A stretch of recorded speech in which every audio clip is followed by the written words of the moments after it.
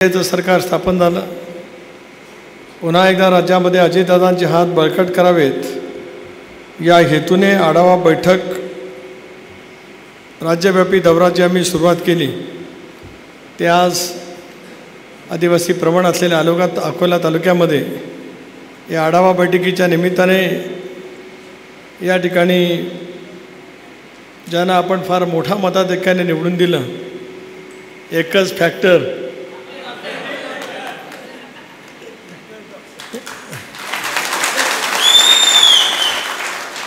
आता त्यांचं नाव तसंच ठेवतो मी. आता मुंबईला कधी आमदारांच्या बैठकीत बसलो, कारण माझ्या आयुष्यात मी पहिली गोष्ट ही पहिल्यांदाच ऐकली. एकच फॅक्टर, लहानचे डॉक्टर.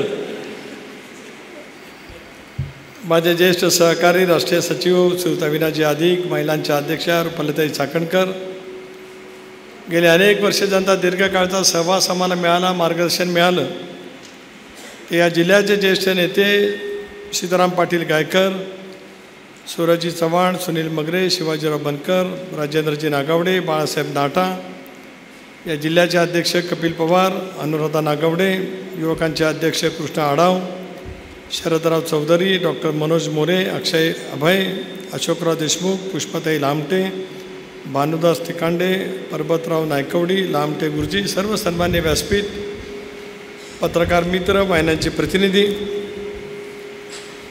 आणि आज आढावा बैठकीच्या निमित्ताने जमलेल्या माझ्या तमाम राष्ट्रवादी काँग्रेस पक्षाच्या कार्यकर्ते, बंधू भगिनी आणि सहकारी मित्रांनो,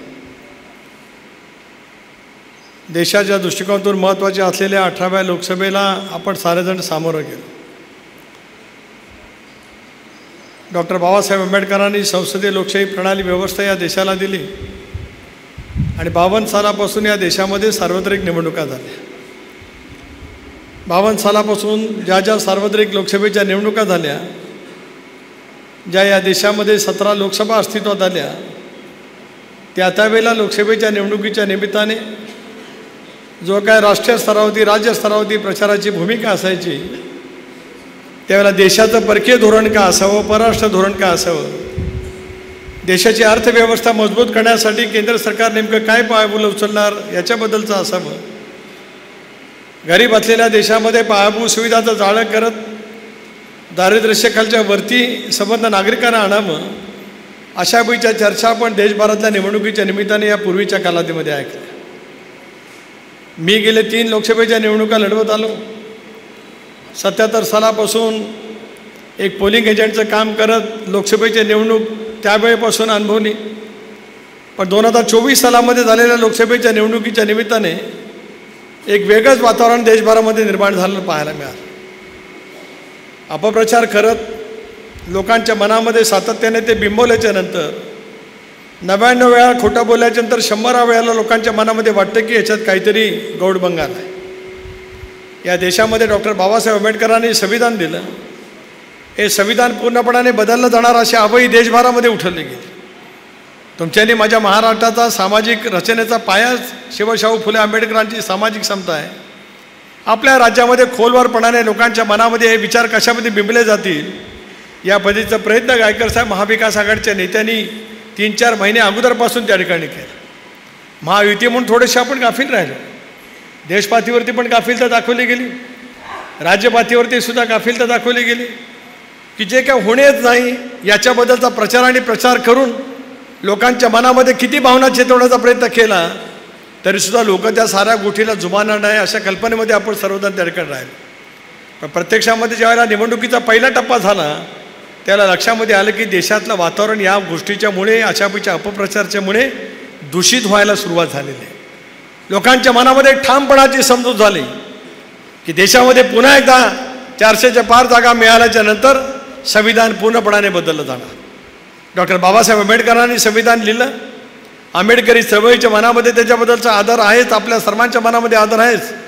राष्ट्रवादी काँग्रेस पक्षाने आपला जाहीरनामा ज्यावेळेला घोषित केला त्याला जाहीरनाम्याच्या पहिल्या पानावरती आपण संविधान हा आमचा आत्मा आहे अशापैकीच आपण त्या ठिकाणी घोषित केलं.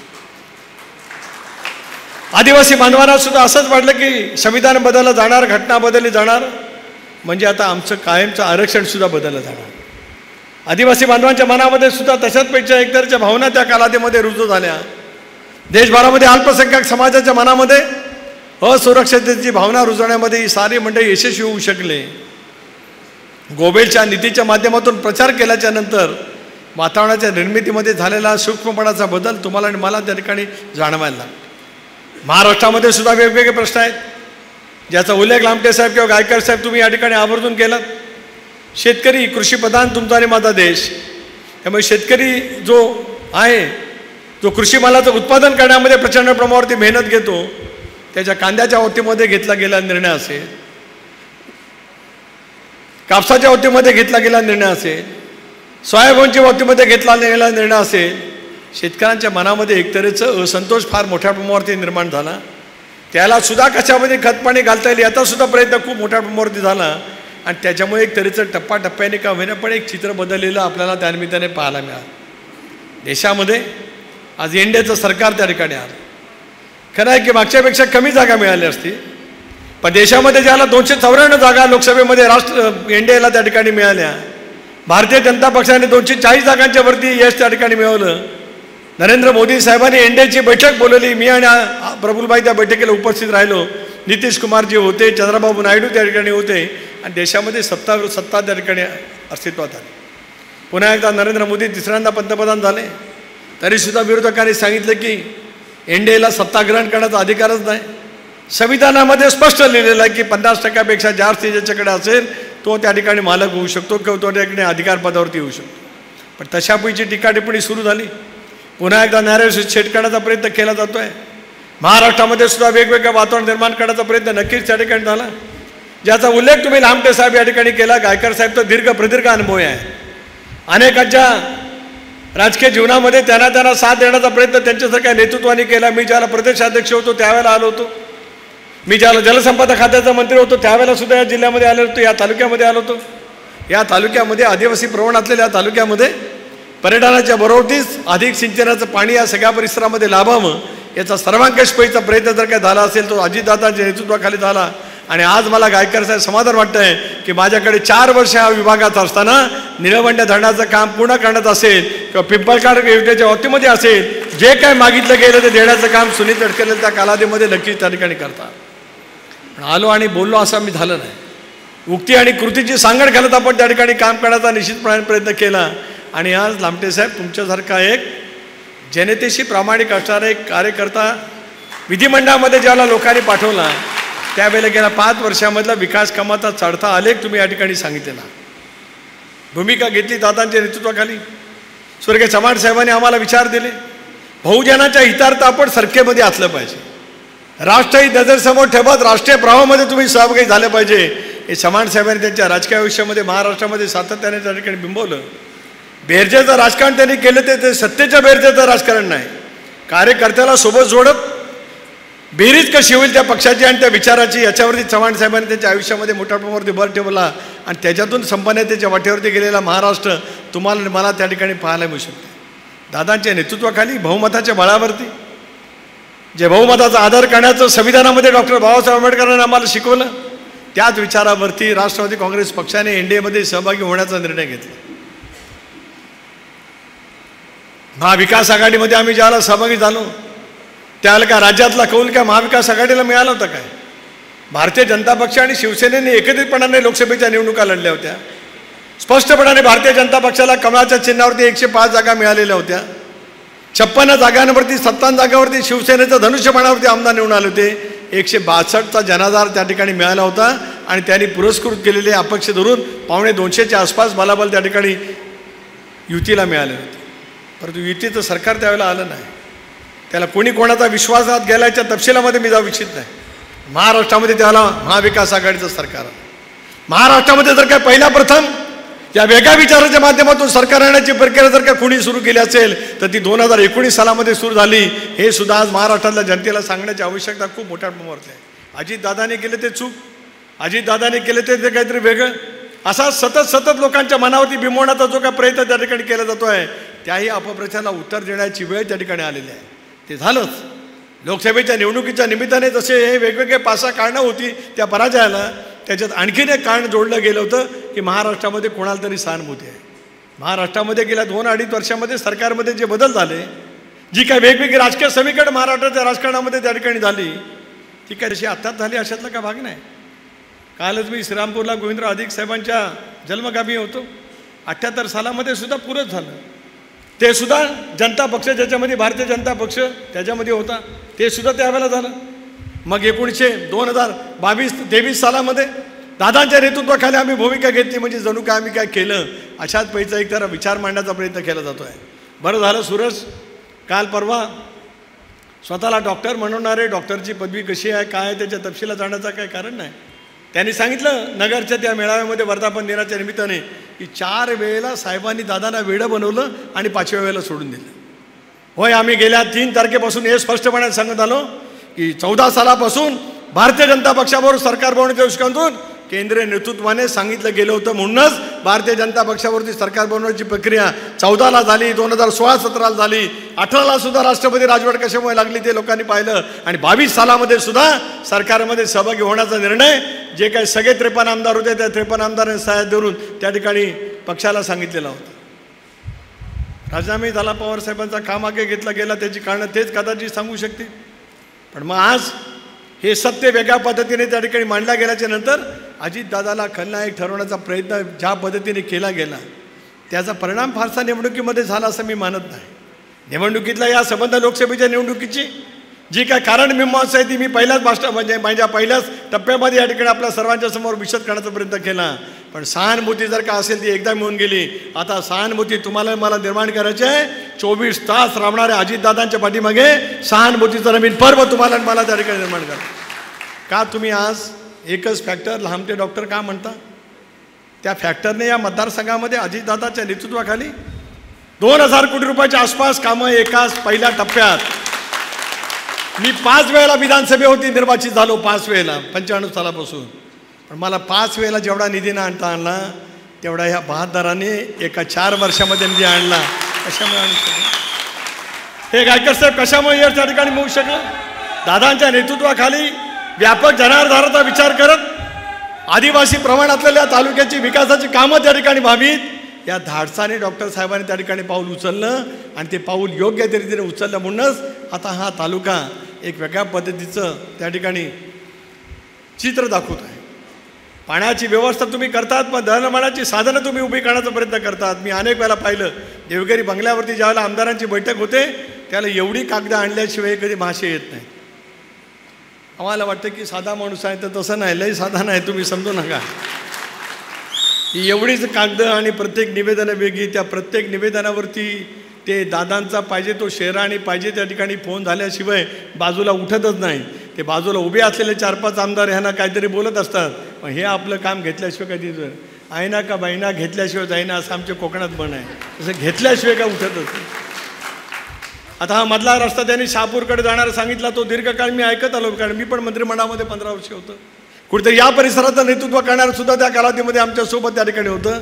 पण आता या कामाच्या वतीमध्ये निर्णायक पैचं पाऊलवाट उचलण्याचं काम त्या ठिकाणी डॉक्टर साहेब तुम्ही योग्य पद्धतीने केलं म्हणून पर्यटनावरती आधारित असलेल्या रोजगाराची संधीसुद्धा उपलब्ध होऊ शकते. भंडारदरा धरण एकेकाळी ब्रिटिशांच्या कालावधीमध्ये बांधलं गेलं. त्याचा फायदा जर का आज सिंचनाच्या बाबतीमध्ये होत असेल पण तेवढाच पर्यटनावरती आधारित असलेल्या रोजगाराला कशामध्ये होऊ शकतं आहे याचा सर्वंकष दूरदृष्टीने प्रयत्न कोणी केला तर या फॅक्टरने केला. ते मला आज आवर्जून या ठिकाणी सांगा. त्यांनी घेतलेल्या निर्णयाचं समर्थन करण्याची वेळ ही आता पुढच्या कालावधीमध्ये आलेली. प्रश्न पडेल की लोकसभेच्या निवडणुकीचे निकाल लागले. या मतदारसंघामध्ये महायुतीच्या उमेदवारांना पिछाड्यावरती मोठ्या प्रमाणावरती राहावं लागलं. तुम्ही स्वच्छपणाची भूमिका सांगितली.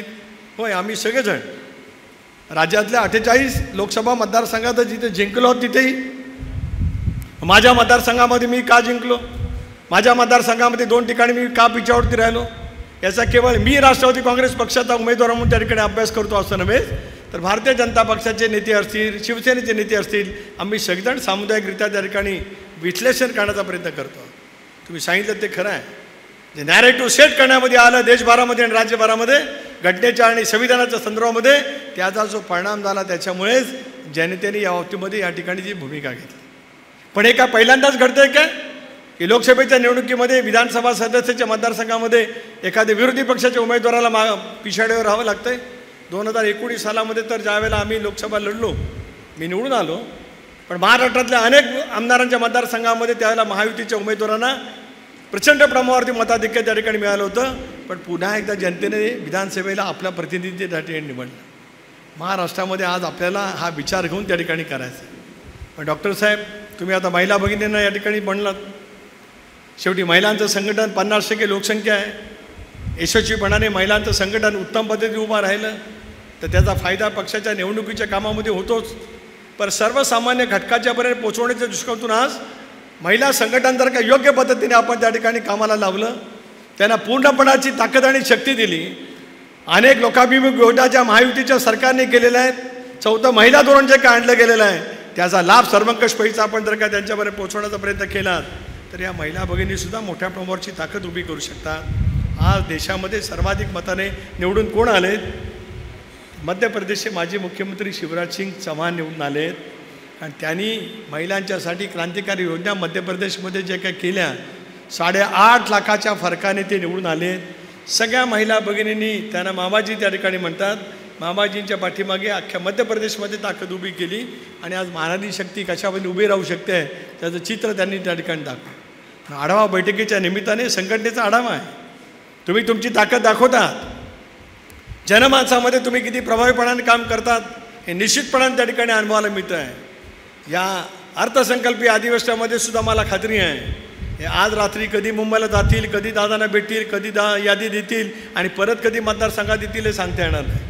मगाशी सूरज म्हणाल ते खरं आहे की मुंबईत येणं, कामाच्यासाठी थांबणं आणि पुन्हा मतदारांच्या जवळ संपर्क करणं हा एकच विचार घेत डॉक्टर तुम्ही त्या ठिकाणी काम करतात. पण संघटन मजबूतीच्या कामाला आपल्याला प्रक्रियेला अधिक वेग त्या ठिकाणी द्यायचा.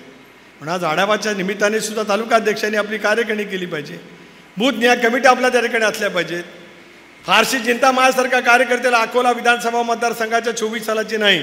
तो निर्णय आता लोकांनी आत्ताच घेतलेला आहे. त्याच्यात कोणाच्या मनामध्ये तीळ मात्र शंकाचं काही कारण नाही.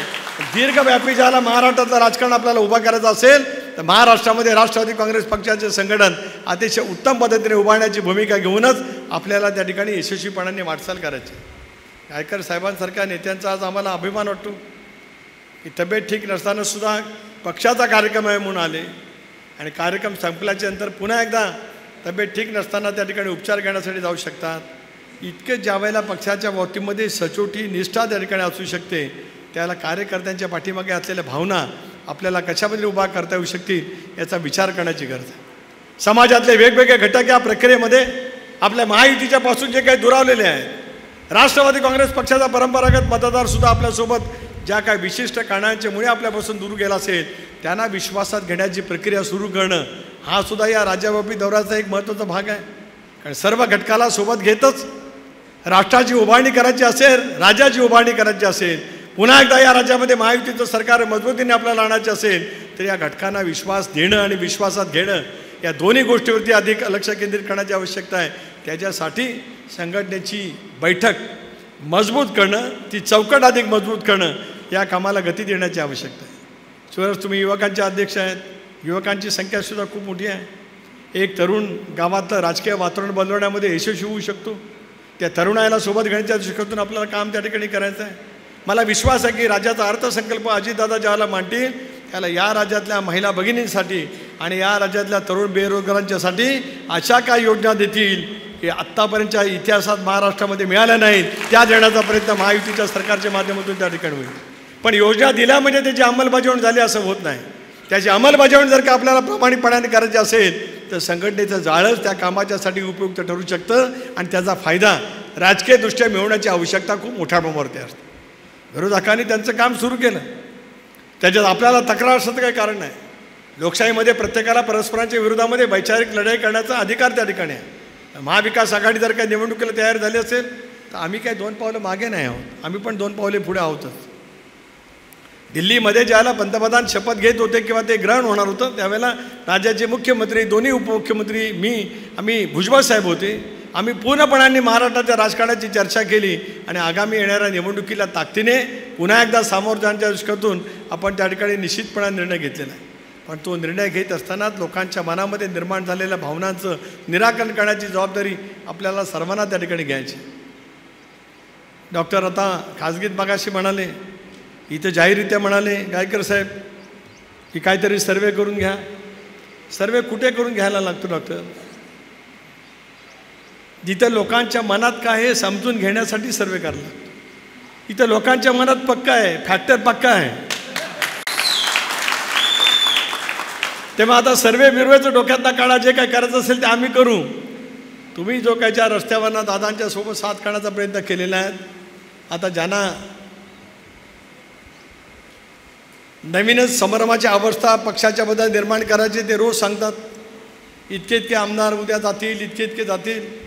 डॉक्टर होते त्या दिवशी विधिमंडळ राष्ट्रवादी काँग्रेस पक्षाची बैठक झाली.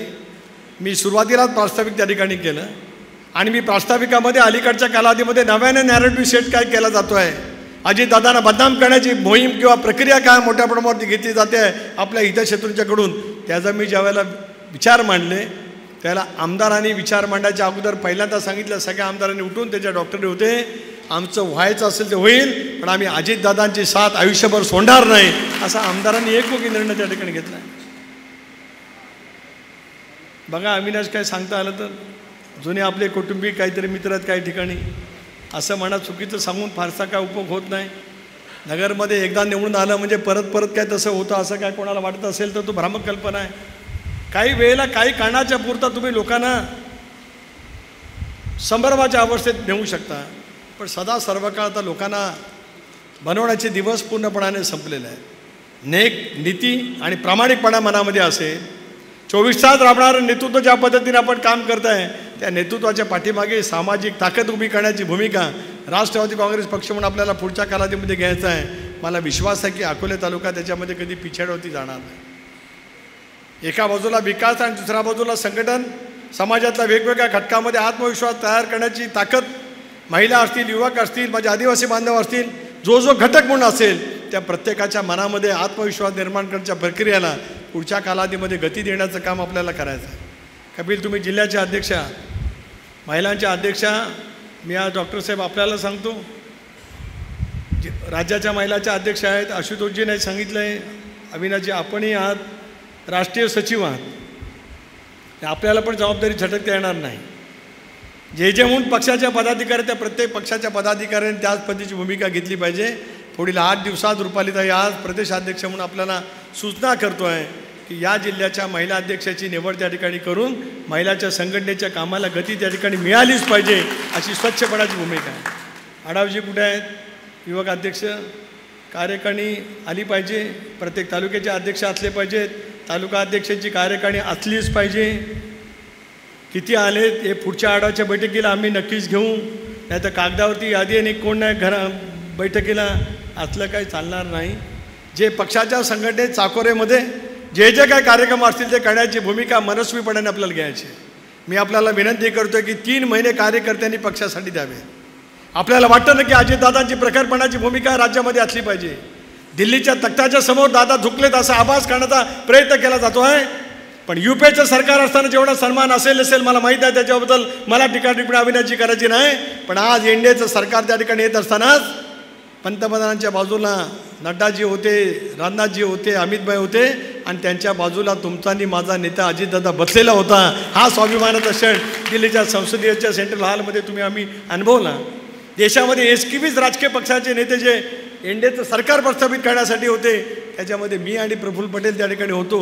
हा सुद्धा आपल्याला पक्षाला एनडीएच्या माध्यमातून मिळतोय तो सन्मान आहे. तो वाढवायचा असेल तर राजकीय ताकद आणि शक्ती आपल्याला वाढवायची आहे.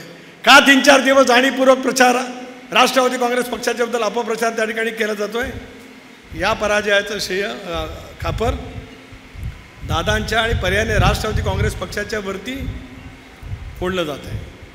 सातत्याने गेले 3-4 दिवस ठरून आशाबाईच्या बातम्या प्रचारित कसा करता येतील, त्याचा उगम कुठं आहे याची सुद्धा माहिती आमच्याकडे आहे.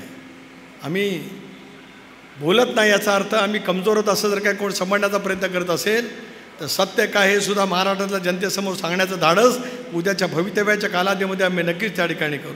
विदर्भामध्ये पराजय झाला, कुठं जाणार आहे?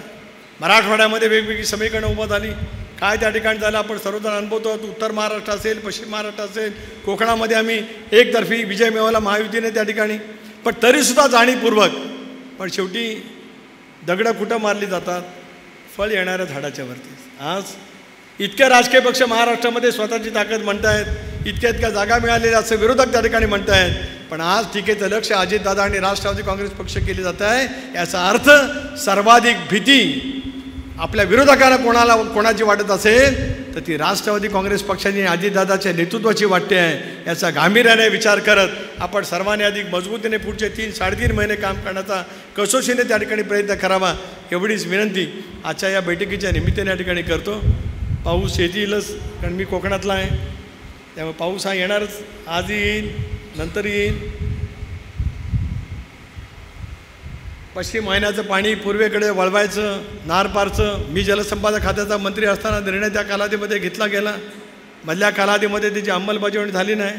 डॉक्टर साहेब आता केंद्र पातळीवरती आणि राज्य पातळीवरती निर्णय घेतलेला आहे की हे सगळं पाणी जे काय आज अरबी समुद्राला जाऊन मिळतं हे केवळ नाशिकपुरता सीमित नाही. मी त्यावेळेला अभ्यास केला होता जलसंपदा खात्याचा मंत्री म्हणून.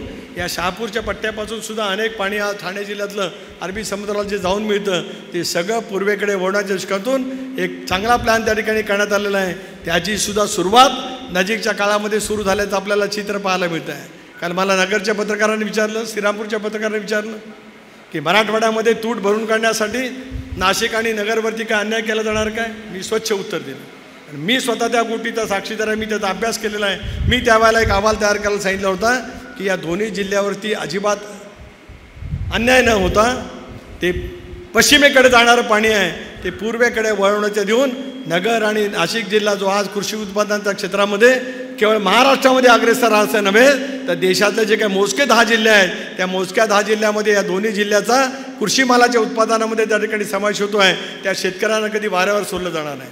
पण शेतकऱ्यांच्या हिताच्या दृष्टिकोनातून जो निर्णय असेल, दुधाला भाव देण्याच्या बाबतीमध्ये जो काही निर्णय असेल, कांदा उत्पादकाच्या बाबतीमध्ये निर्यातीचं धोरण बाबतीमध्ये असेल किंवा सोयाबीन आणि कापूस उत्पादकाच्या बाबतीमध्ये असेल, हे सारे काही निर्णय करण्याची भूमिका महायुतीच्या सरकारच्या माध्यमातून आणि देशातल्या मोदी साहेबांच्या नेतृत्वाखालच्या सरकारच्या माध्यमातून पुढच्या कालावधीमध्ये केली जाईल. आणि राष्ट्रवादी काँग्रेस पक्षाची तशी मागणी NDAमध्ये त्या ठिकाणी खाली होती, आजही आहे आणि ती पूर्णत्वात न्यायल्याशिवाय आम्ही स्वस्थ बसणार नाही हे सुद्धा या ठिकाणी या निमित्ताने सांगू इच्छित आहे.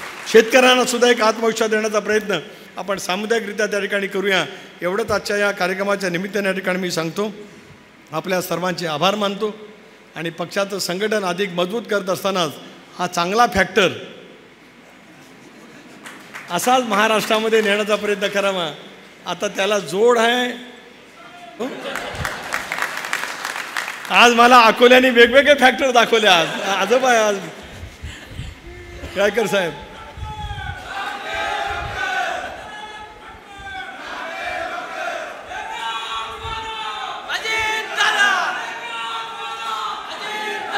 याच ईर्षेने आपण सगळेजण उभा महाराष्ट्र पिंजून काढूया.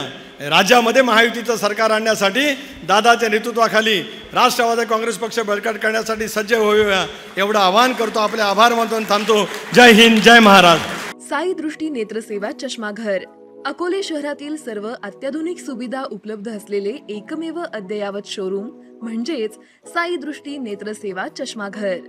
आमच्याकडे Titan, Fastrack, Puma, Oakley, Velocity, CK, Rayban, ID, Vogue, Police, Stepper, Scott, Carrera, Tommy Hilfiger, Killer, Crizal, Zeiss, Prime, Bronzer, Yash, Bausch and Lomb, Johnson and Johnson, Alcon आदी कंपन्यांच्या फ्रेम्स, सनग्लासेस, लेन्सेस व contact lenses योग्य दरात उपलब्ध.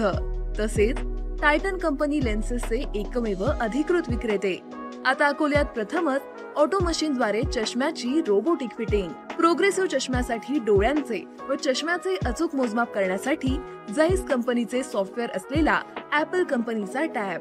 तज्ञ optometrist कडून कॉम्प्युटरद्वारे डोळ्यांची मोफत तपासणी, डोळ्यांची मायक्रोस्कोपिक तपासणी, काच बिंदूचे अचूक निदान करण्यासाठी डिजिटल टोनोपेनद्वारे डोळ्यांचे इंट्राऑक्युलर प्रेशर मोजणे, पॅकीमीटरद्वारे बुबुळाची जाडी मोजणे, कॉन्टॅक्ट लेन्सेसच्या अचूकतेसाठी कॅरेटोमीटरद्वारे बुबुळाचं मोजमाप करणे आदी अत्याधुनिक सुविधा उपलब्ध असलेले अकोले शहरातील एकमेव चष्माघर. आपल्या अनमोल डोळ्यांच्या समस्येसाठी बिर्ला आय हॉस्पिटल नाशिक यांच्या माध्यमातून तज्ञ डॉक्टर दर गुरुवारी सकाळी 10:30 ते 3:30 पर्यंत साई दृष्टी नेत्रसेवा चष्माघर इथे उपलब्ध राहतील. आमचा पत्ता साई दृष्टी नेत्रसेवा चष्माघर, अकोले बस स्थानकाच्या मागील बाजूस, जय महाराष्ट्र हॉटेलच्या पाठीमागे, अकोले, तालुका अकोले, जिल्हा अहमदनगर. संपर्क 91 36 52 93 93.